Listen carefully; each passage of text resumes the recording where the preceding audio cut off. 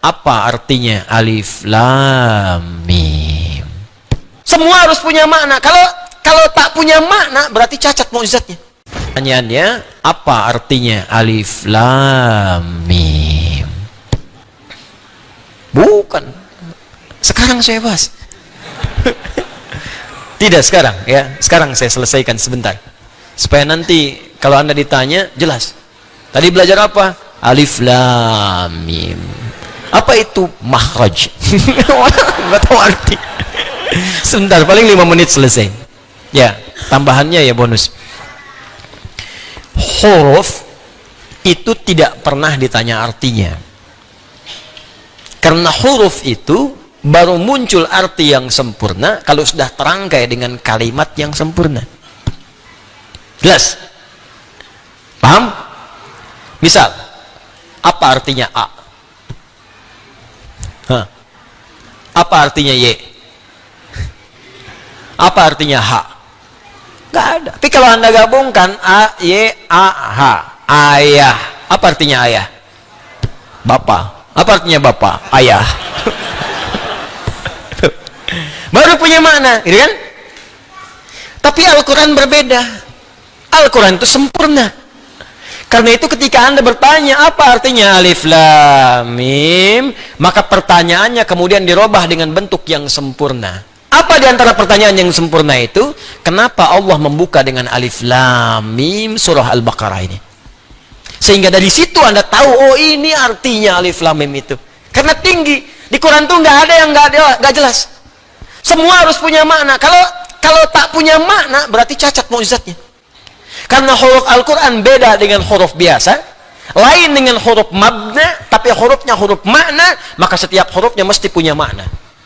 Maka kalau Anda tanyakan, apa artinya alif lam mim, maka mesti dimulai dengan kalimat, kenapa Allah membuka Al-Baqarah dengan alif lam mim. Baru Anda akan mengerti maknanya. Kalau tidak, jadi tebak-tebakan nanti. Ada yang mengatakan alif lam mim singkatan, Allah, A-nya Allah, lamnya Jibril, mimnya malaikat. Di wahyu diturunkan oleh Allah kepada malaikat Jibril, ya, perantaranya disambungkan pada Nabi Muhammad sallallahu alaihi wasallam. Lalu apa artinya Toha? Apa artinya Yasin? Apa artinya alif lam mim sad? Bingung sadnya siapa gitu. Ya, karena itulah kemudian sebagian ulama tidak memilih untuk menafsirkan itu. Ada yang mengatakan ini mutasyabih, ini sir, ini rahasia dalam Al-Quran, hanya Allah yang tahu dan seterusnya. Kalau gitu kita tanyakan bagaimana Allah memberikan penjelasan. Kisahnya dimulai dari kebiasaan masyarakat jahiliyah, yang dari kebiasaan ini dikenal dengan keistimewaan mereka. Sampai hari ini nggak ada yang menandingi keistimewaan ini. Apa di antara keistimewaan itu? Orang Arab itu, orang Arab, kalau saya katakan Arab berarti yang dulu yang fasih. Kalau sekarang ada, alhamdulillah. Tapi sekarang sudah banyak bercampur bahasanya dengan ajam, sehingga menjadi amiyah, bahasa dialek, bahasa pasaran. Ya, lahjah. Di beda, misalnya gini, kalau bahasa fasih, apa kabar? Kaifa haluk? Apa kabar? Kaifa haluk ya akhi? Bagaimana kabar Anda? Datang Anda kemudian ke Mesir, zayyak hal. Datang ke Syria, ishnunak. Datang ke Libya, sinjo. Tuh, sinjo. Sin soal pertanyaan, jauh. Apa kabar? Itu sudah bahasa daerah. Ya. Hal, kaifa haluk, fasihnya. Nah, orang Arab ini, teman-teman sekalian, punya keistimewaan. Satu, bahasa Arab bahasa yang paling lengkap dari segi pengucapan huruf. Saya belajar bahasa-bahasa yang lain, dari penyebutan macam-macam. Ya, misalnya yang bahasa Inggris kita tahu bersama lah, alfabetnya, grammarnya, macam-macamnya. Ya, bahasa Jepang juga sama, akasatana, hamaya, rawaen, aiwo, eo, kakiku, keko, aiwo, dan seterusnya. Ya, Mandarin, bahasa Prancis, bahasa macam-macam. Tapi nggak ada yang sempurna selain bahasa Arab dari segi pengucapan dari hurufnya. Dia huruf bahasa Arab itu meliputi semua tempat keluar huruf. Ada satu yang tidak ditemukan di bahasa-bahasa lain, yaitu huruf do. Ya. Mungkin yang lain ada a sama dengan alif kan? A I U ada, di Jepang ada, Arab ada, Inggris ada. How are you, man? Yeah. How are you, brother? How are you, sister? Mister, how are you? Ha, o ada. Ya, wow ada, how. Kau sapi, Ya. Ya, bisa. Ada kan wow kan? Wow ada. Ya, mim ada. My name is Adi. Ya. Have you been? Ha, where have you been? Kemana aja kamu? Ha ada. Ba ada. Di kalau Anda mau cari ba ada, ha, tapi bo. Mana tuh? Bo. Bo. Oh, enggak bisa. Ya. Jepang ada. Ya, ta ada, ra ada, ba ada. TV bahasa Jepangnya terebi. Ya, watashi wa Indonesia no Adi desu. Saya Adi dari Indonesia. Wau ada, ta ada, shin ada, watashi wa. Wau ada, shin besar ada semua. Tapi bo enggak ada. Allah, Allah. Ya, enggak ada. Ya, saya body, misalnya enggak. Indonesia enggak ada. Silakan cek. Ya, qaf ada.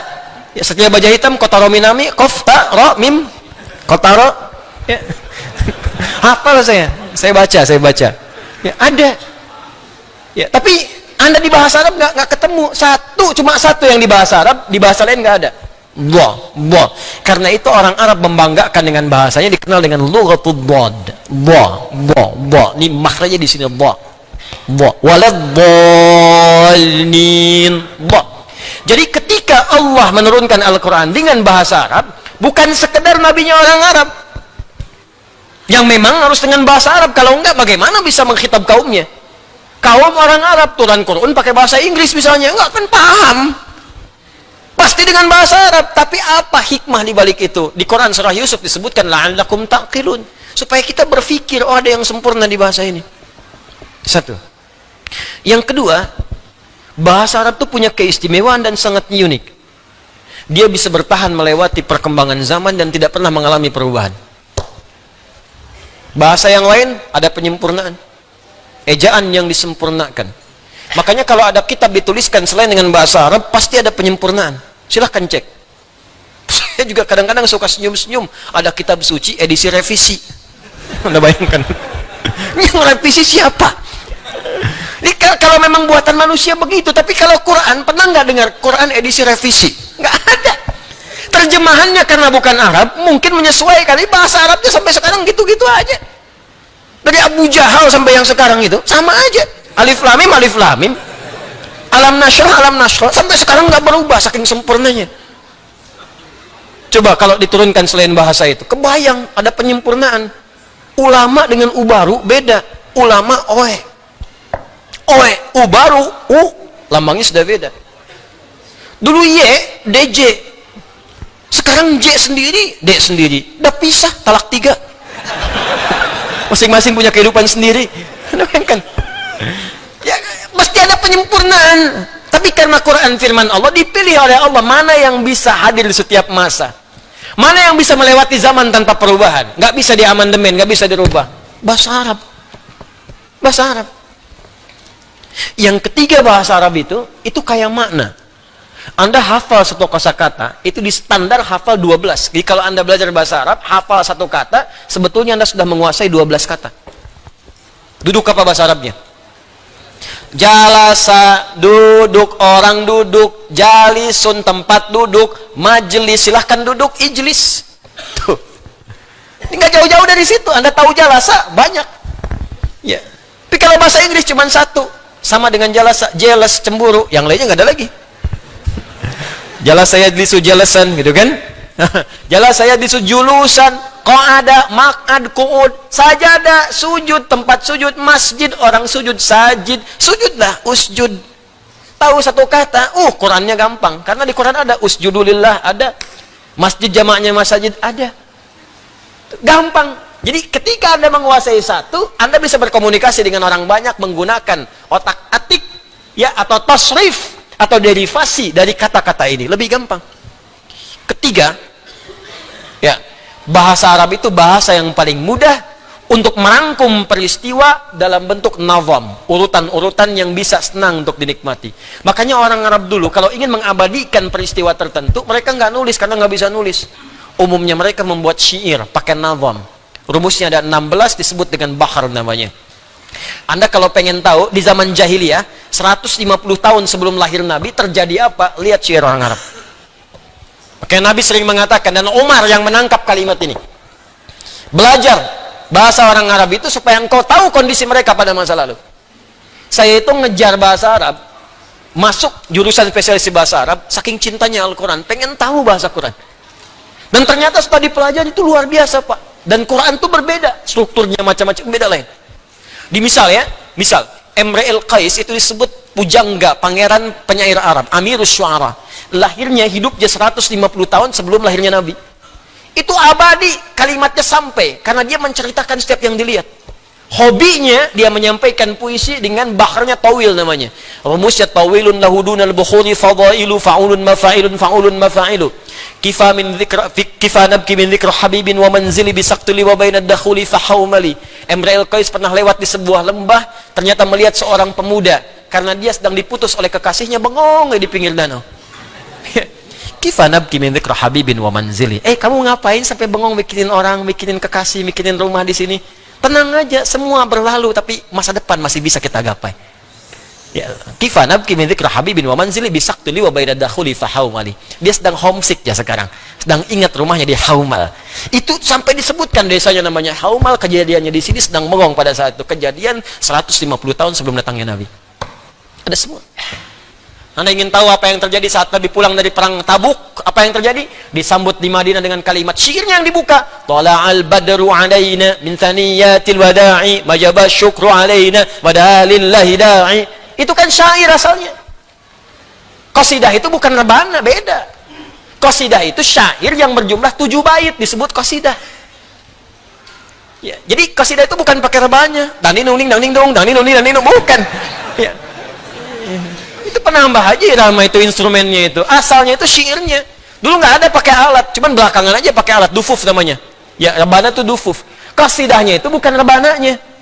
Ya, jadi qasidah itu syair-syair yang sudah berjumlah 7 disebut qasidah. Kalau qasidah dikumpulkan 3 qasidah disebut diwan namanya. Diwan itu kumpulan-kumpulan qasidah, qasidah kumpulan-kumpulan syair yang berjumlah 7 bait. Gitu. Semua orang yang dilihat bisa bikin puisi seketika. Al-Asma'i itu lihat burung lompat-lompat, burung kecil. Ya, di atas bunga itu. Ya, bunga yang sedang mekar, di bawahnya ada sungai. Itu langsung bisa bikin puisi. Pakai rojas, mustafilun mustafilun mustafilun mustafilun mustafilun mustafilun. Saya sering bacakan di sini. Sautus safiril bulbuli hayyaja qalbi thamili al-ma'u wa zahru ma'a zahri lahvul muqali fa anta yasjidali wa sayyidi wa maulali fa kam tayammuni ghazayilun uqayqali qataftuhu min wajdatin min fi'li hadha ar-rajuli fa qala la la la la faqad ghada muharwili wa wal walad wali ya waylali fa qultu la tuwalwili fa bayyinu lu'ali qalat lahu hina kadha in radidul muqali kahatan kakailali tabtabuli. Wah, coba ulangi. Saya aja setengah hidup mempelajarinya. Kan orang bilang setengah mati, kan? Setengah mati itu sekarat. Itu luar biasa. Ya, itu nampak, itu bukan cerita biasa, bukan kalimat-kalimat yang bisa dibacakan tertawa atau senyum belaka, tidak. Itu kisah kejadian, ada nyata. Nyata itu. Di mereka kehidupannya dahsyat, bisa bikin lihat antum aja jadi syair. Ya. Sautus safiril bulbuli, ya. Pakai tawil aja deh. Ya, fa'ilun mafa'ilun fa'ulun mafa'ilun fa'ulun mafa'ilun fa'ulun mafa'ilun. Jalastu fa'ikun al-kursi fara'aitu fara'aitu ra'isun aswada jalisan amami biqafiyatihi. Ya, misal saya duduk sedang di bangku, sedang mengajar, maka di hadapan saya ada sudut kemiringan tertentu, seorang pakai peci hitam duduk depan saya. Ya, fatabassama dhahikan ra'ani, maka dia tersenyum-senyum sambil ketawa melihat saya. Ya. Itu dibikin aja, rumusnya ada sendirinya. Ya, cuman